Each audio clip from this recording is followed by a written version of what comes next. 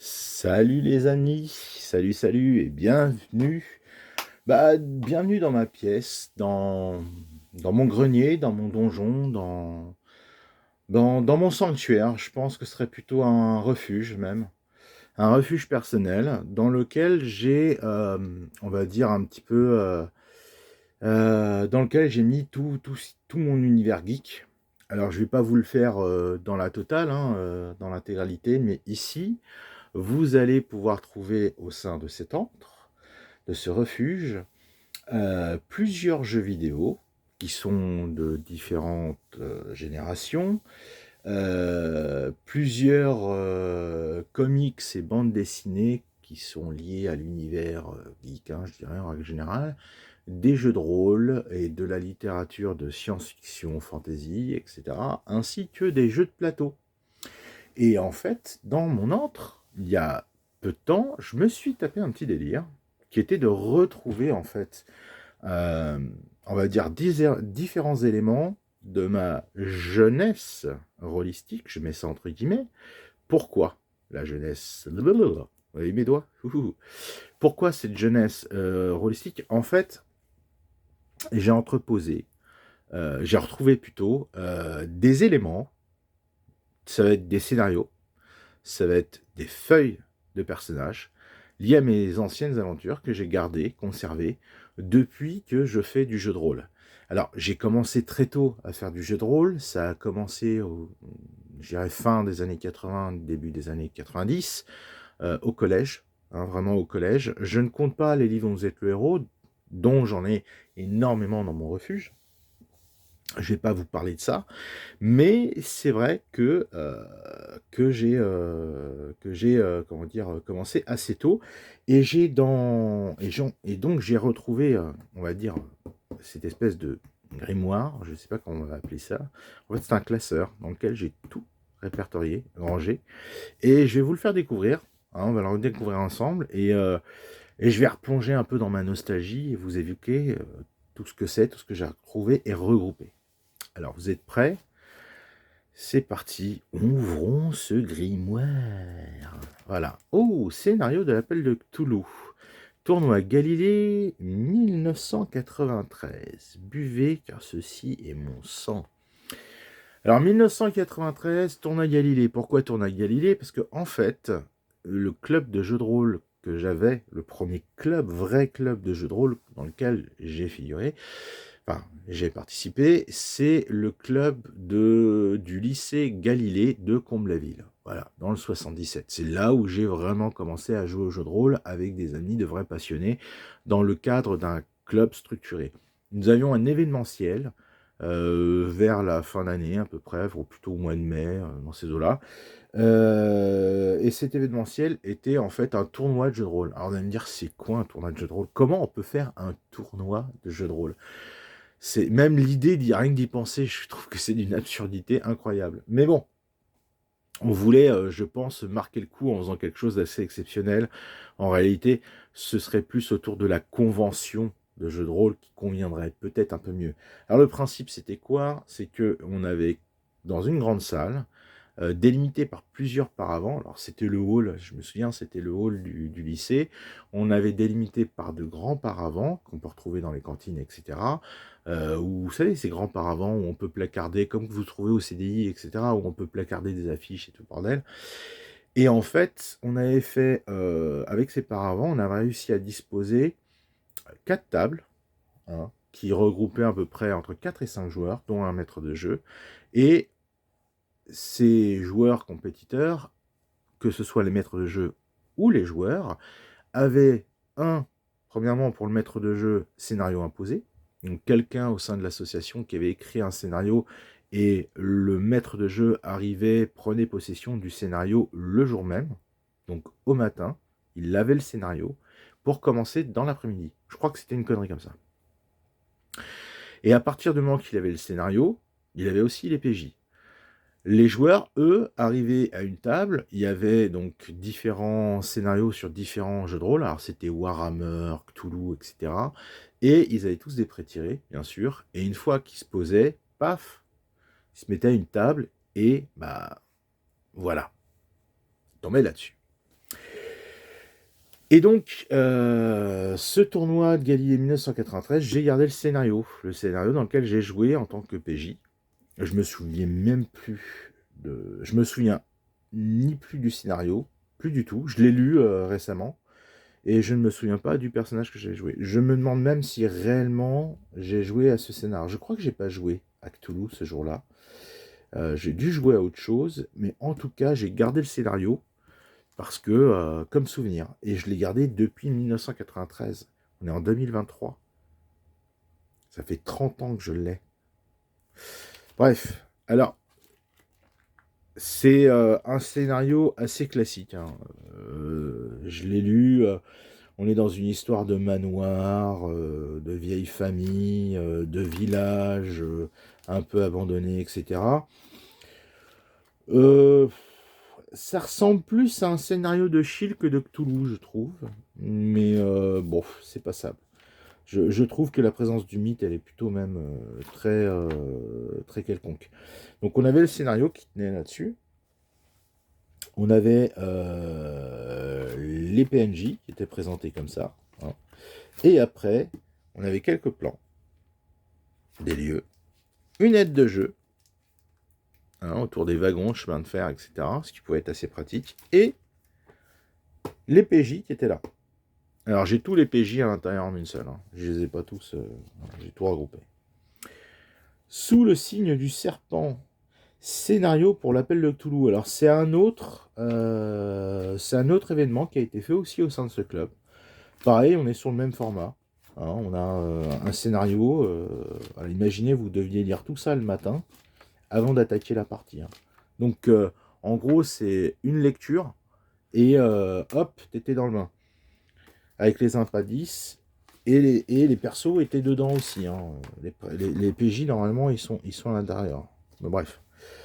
Pas folichon celui-là. Ah, Nephilim scénario. Alors on a deux choses. J'ai ça, ce sont des feuilles de personnages d'HeroQuest. J'ai gardé en fait une équipe que je m'étais faite de 4 personnages, un elfe, un nain, un barbare et je sais plus quoi. Et, et bref.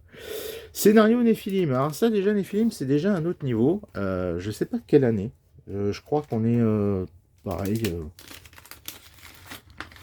On doit être dans la même année, à peu près. 94, je crois. 95, non, c'est 95 celui-là. Scénario de Nephilim. C'est le même format à chaque fois, hein. C'est-à-dire que vous avez le scénario qui vous est présenté. Et au fur et à mesure, vous avez,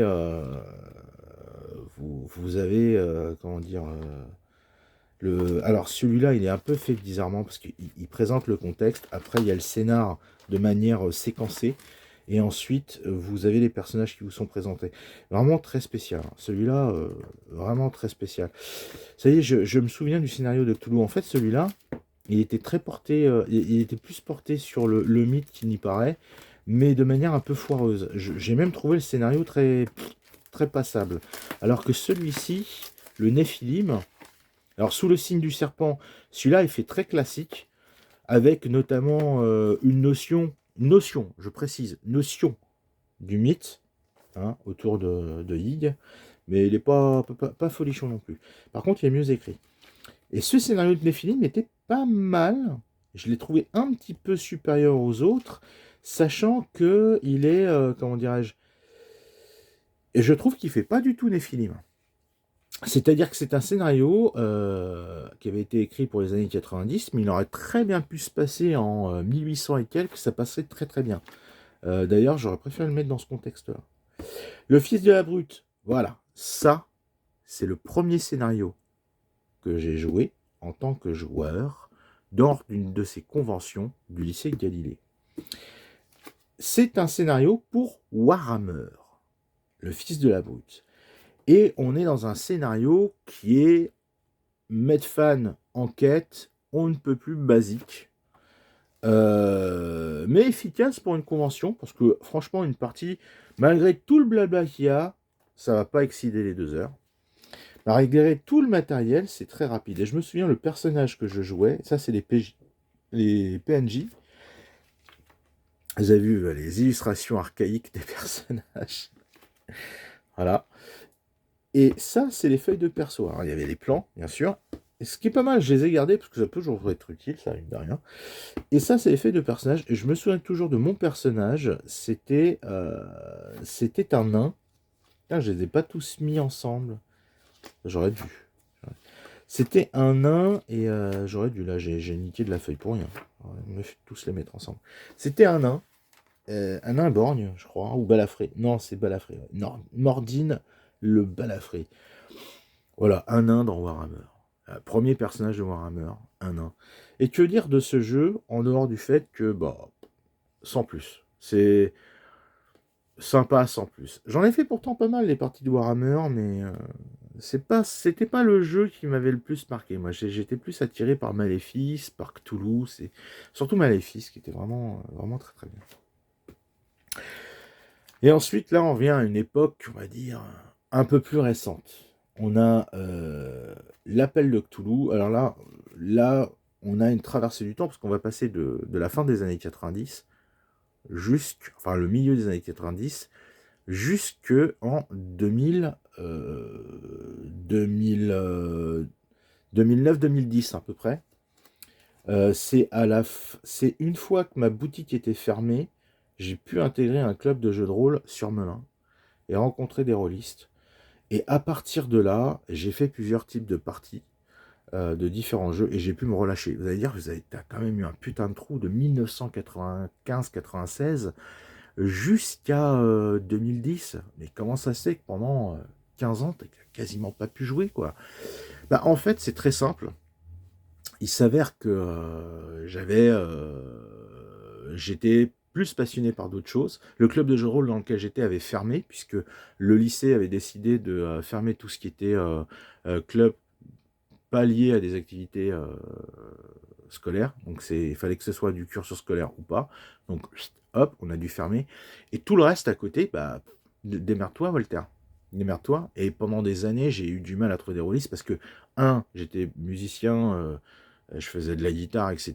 Et les potes avec qui je jouais de la guitare, c'était pas des rôlistes forcément, parce qu'ils avaient mis ça de côté, et que j'ai pas fait d'études, je suis pas allé à l'université, moi. J'ai continué, je fais un BTS au sein d'un lycée, donc, et après j'ai quitté le lycée, et puis c'est tout.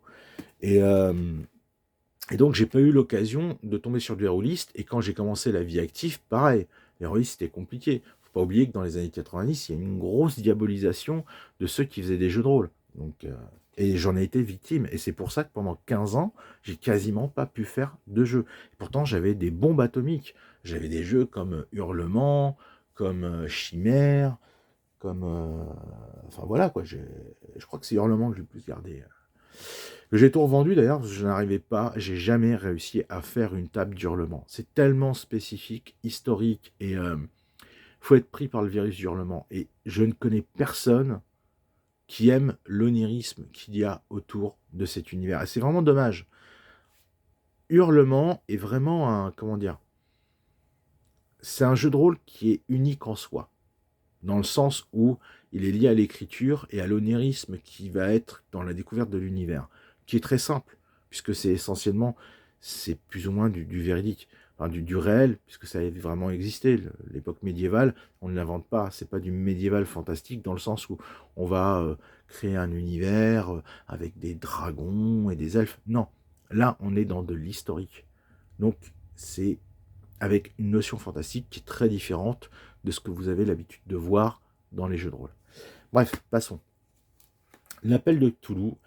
Alors, c'est mon personnage. Celui-là, c'est Walter Finnerman. Ce personnage-là, d'ailleurs, on peut remarquer une petite photo qui est... j'ai réussi à mettre sur Photoshop, qui est en fait Valentino Rossi, si je ne dis pas de bêtises, un acteur des années 30. C'est un peu le crooner, le George Clooney de l'époque. Que dire, ce personnage-là, c'est celui qui m'a servi à la campagne Les Ombres de Yog-Sothoth et qui a réussi à survivre à la campagne. Bon, je vais vous avouer qu'il y a peut-être 2-3 fate points et 2-3 GD qu'on a un petit peu zappé pour éviter qu'il meure. Mais ce personnage était très complet, très intéressant. Alors vous imaginez, ça, c'est une grosse tasse de café qui est tombé dessus, qui s'est répandu, etc. Ça rajoute du cachet à l'authenticité du vécu des parties. Et ici, c'est sa fille. Hein, c'est sa fille, si je ne dis pas de bêtises. Sarah Joséphine Baker. Non, c'est pas sa fille. Je sais plus d'où elle sort, ce personnage. Elle a été utilisée sur un autre type de scénar. C'est quelqu'un qui m'a donné ce personnage, à mon avis. Bref. Là, pareil, j'ai d'autres types de persos que j'ai fait dans différentes aventures. Voilà. Ça, c'est de l'appel de Cthulhu, essentiellement. Et vous remarquez que je leur donnais une sacrée histoire personnelle. J'aimais bien développer le background de ces personnages-là. Ça, c'est la fille de Finnerman. Ouais, c'est elle. Scarlett Finnerman. Voilà. Qui est une sorte d'Amelia Earhart assez particulière. Voilà. Donc, pareil, on est sur du Cthulhu. Alors, celle-là, la fille Finnerman, celle-ci, c'est le personnage que j'ai utilisé pour les montagnes hallucinées. Donc, par-delà les montagnes hallucinées, la fameuse grande campagne qui avait été faite par Sans Détour. D'ailleurs, c'est l'édition Sans Détour, hein, ces feuilles-là.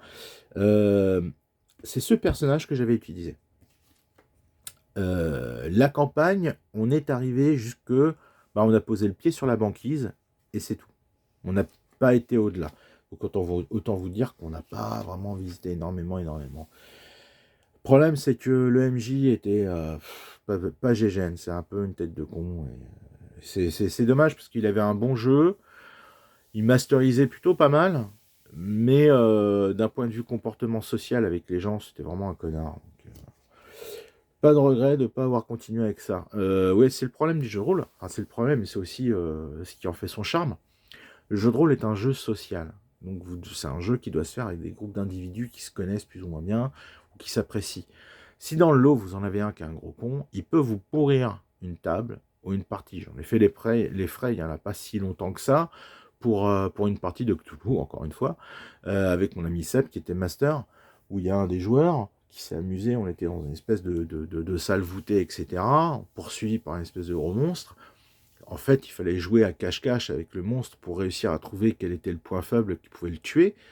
Et l'imbécile qui était parmi notre groupe, la seule idée qu'il a eue, c'est de jeter un bâton de dynamite ou de TNT sur la gueule du monstre, sachant qu'on était dans un endroit confiné. Sous terre. Cacaboum. Bah oui, le toit il s'est effondré sur nous, toute la structure s'est effondrée sur nous. TPK. Total, party, kill. On est tous morts. À cause de sa connerie. Et en fait, il suffit d'avoir un joueur comme ça pour vous pourrir des parties. Hein. C'est terrible. C'est pareil pour le jeu de plateau. Hein. Bref. Donc voilà, là c'est pour l'appel de Cthulhu. L'appel de Cthulhu, comme je disais, c'est par rapport au fait que j'avais un MJ complètement débile. Enfin, pas débile, mais socialement c'était un con. Et à partir de là, j'ai zappé ces parties. En fait, il m'a fait un sacré coup de pute, et à cause de ça, je l'ai zappé.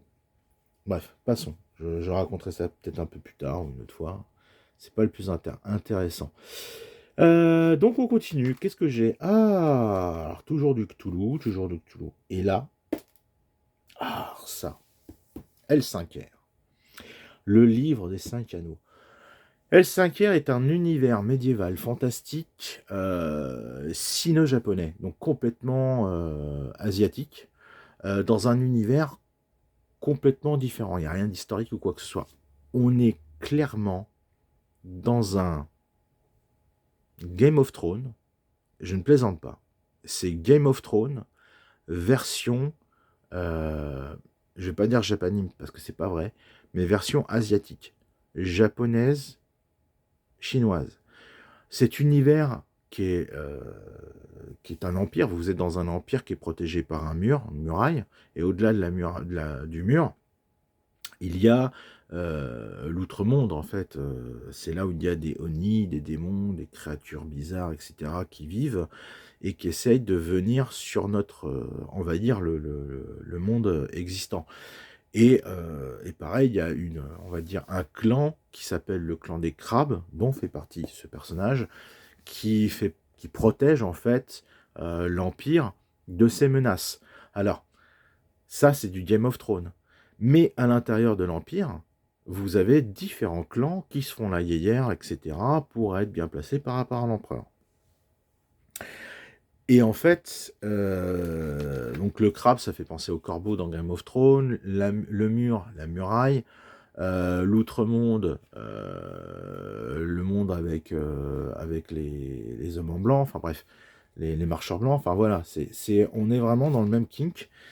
Ça a un super background, c'est un univers incroyable, une fois qu'on met le nez dedans, quelle merveille, et ça joue comme alors on joue des samouraïs, et ça se joue donc avec le système d'honneur à la samouraï, etc. C'est incroyable. Non, franchement, c'est un très très bon jeu, je le conseille. Ça se joue au D10. Il faut avoir une armée de D10. Et c'est vraiment un très très bon jeu. Avec les dés qui explosent lors d'actions d'éclat. Ici, Yggdrasil. Alors là, c'est moi qui masterisais Yggdrasil. Yggdrasil, c'est un jeu de rôle dans lequel vous allez jouer des vikings. Et là, j'avais fait différents personnages. Voilà, j'avais fait un personnage qui était pour un personnage test, qui était pour essayer, que je l'ai même pas utilisé en fait, mais il peut très bien servir à une partie de Viking, hein, de Yggdrasil. Yggdrasil, c'est quoi? Bah, c'est du viking avec le côté mythologique et mythique qui existe dans leur déité, qui est insufflé dans l'univers. Donc ça se veut historique, mais un fantastique à la fois. Donc il y a un petit peu les deux. Pas vraiment historique, même s'il y a des figures historiques qui sont intégrées dans l'histoire d'Yggdrasil, mais c'est toujours avec une approche plutôt onirique que réelle. Voilà. C'est un très très bon jeu, pas mal écrit. J'ai fait le livre de base et la première extension. J'ai essayé d'attaquer la deuxième extension, mais j'ai pas réussi. Et j'ai arrêté parce que ça fait 2 fois que j'ai lancé des tables, et quand je vois qu'au bout de la deuxième, j'arrive pas à lancer une table régulière, j'arrête le jeu en soi, j'ai tout revendu. Sans regret. C'est un très bon jeu. J'ai l'intégrale en PDF, donc ça me suit. Toujours Yggdrasil. C'est juste que les feuilles de personnages sont un peu différentes. Voilà. Keltia. Alors Keltia, c'est le pendant de Arthurien d'Yggdrasil. En gros, je vous explique. Là, bah pareil, c'est un autre MJ qui jouait à ça, qui masterisait ça, le même MJ que je vous ai dit un vrai con. Bah lui, en fait, il avait Keltia et il nous a masterisé Keltia. Alors, c'était intéressant parce que ça me permettait de jouer à une autre version du système. C'est exactement le même système d'Yggdrasil, hein. C'est la même boîte, c'est les mêmes gars. Sauf que eux, ils ont décidé de développer l'histoire du roi Arthur et des légendes arthuriennes, version Keltia, donc celtique. C'est très intéressant, c'était pas trop mal. J'avoue, c'était pas mal. Je trouve que l'univers enfin, le système est cool, hein. C'est un système qui est assez voisin de celui de, comment dire, les 5 anneaux, avec des disques qui explosent, etc. Je trouve que l'univers était vraiment très cool. Maintenant, voilà, on a fait la campagne de base, on a commencé, mon personnage est mort, et puis on n'a pas eu l'occasion de continuer. Mais voilà, j'ai tous les personnages de Kelka qui sont ici. Les ombres d'Esteren, pareil, jouer avec le même MJ. Alors là, par contre, j'ai pas du tout aimé. Dans celui-là, les ombres d'Esteren, j'ai pas kiffé l'univers. Et le seul scénario que j'ai fait, c'était une espèce d'ersatz pourri d'Innsmouth. Donc non, mauvais souvenir. Je suis pas rentré dedans. Pourtant, c'est un jeu de rôle français. On est dans un univers un peu dark fantasy. Ça me rappelle un peu Tainted Grail, sauf que Tainted Grail, c'est mieux. Voilà, c'est ce que j'ai à dire. J'irai pas plus loin parce que j'ai vraiment pas du tout aimé le jeu. Ah, alors là, Maléfice. Maléfice, alors celui-ci, je vais vous en parler. Maléfice, je connais ce jeu depuis très longtemps, depuis les années 90, parce que c'est un jeu, comme j'expliquais, par passion, que je fais depuis, à chaque fois que j'ai l'occasion d'y jouer en tant que joueur, pas en tant que MJ, hein, vraiment en tant que joueur. Celui-ci, en fait, Maléfice, c'est le jeu qui m'a permis de découvrir, on va dire, le fantastique, le merveilleux d'une autre manière. Pas comme l'aurait présenté, comme l'aurait présenté Cthulhu. Là, Maléfice, en fait, oui, c'est un Cthulhu. si vous préférez, version française, qui se passe 20 à 30 ans avant Cthulhu, jusqu'aux Brigades du Tigre, on va dire, et vous avez, comment dirais-je, la particularité de jouer des... Alors, c'est des personnages, ça se passe en France, hein, comme vous l'avez pu le comprendre, mais la particularité, c'est qu'il n'y a pas de Cthulhu du tout. Ce n'est pas le mythe de Cthulhu. En fait, là-dedans, vous allez combattre des fantômes, des démons, des créatures étranges, ou le diable en personne. Et c'est ce qui est intéressant avec Maléfice, c'est qu'on est dans un, on va dire, on est dans quelque chose qui est proche du merveilleux. Voilà. Vraiment très bon jeu. Maléfice, voilà. Alors, ces feuilles de perso, elles viennent d'où?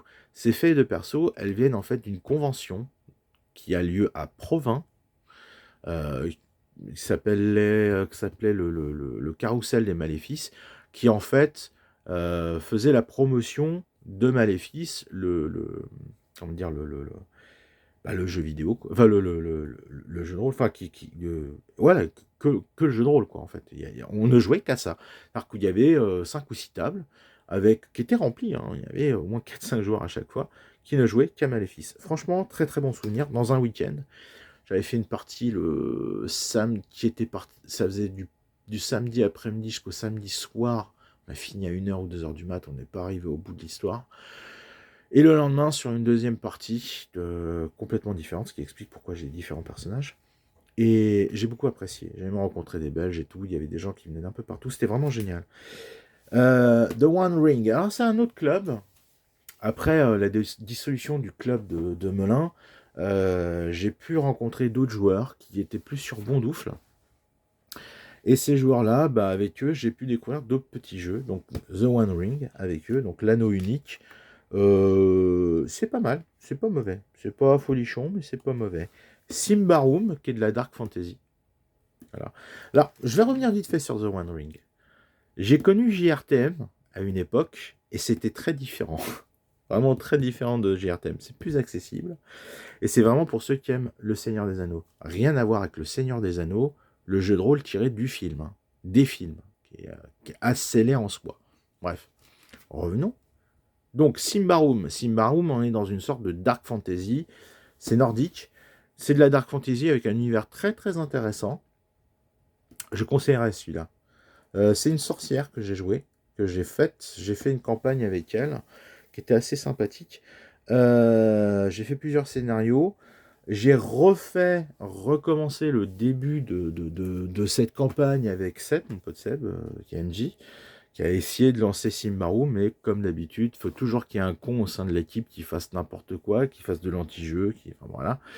C'est le même qui nous a fait le coup de la dynamite, un abruti fini. Bref. Et il a un peu sabordé le délire de Symbaroum. Moi, je trouve que c'est pas un mauvais jeu, pourtant. Cthulhu, alors ça, c'est moi. Ça, c'est moi qui le masterise. C'est le Cthulhu, mais attention, la version Gumshoe. Pas la version Chaosium. Donc celle-ci, je la masterise entièrement. J'ai fait beaucoup de parties, donc j'avais un personnage. Encore un perso de L5R que j'ai ressorti. Yoshiaki Ida. Voilà, ça c'est mon personnage. Mon crabe. Au début, quand j'ai conçu ce personnage, il était muet. Et puis je me suis rendu compte que c'était vraiment chiant à jouer. Donc, il y avait un background intéressant.